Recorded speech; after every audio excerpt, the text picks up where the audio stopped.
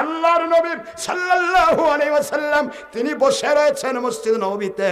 মসজিদ নববীতে বসা বছরে হযরত বেলাল রাদিয়াল্লাহু আযান দিলেন।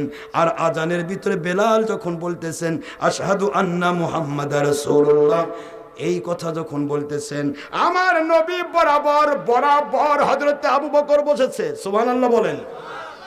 সিদ্দিক আকবর আবু বকর আমার নবীর সকল সময়ের সাথী, তিনি হচ্ছেন হিজরতের সাথী, আল্লাহর নবীর সাহাবী। তিনি আস্তে করে মুখের মধ্যে দুইটা, এই যে দেখেন বৃদ্ধাঙ্গুলি আর তর্জনী, বুঝতেছেন না বাবা? দুই আঙ্গুল আস্তে করে মুখে দিয়া চোখে লাগাই দিলেন।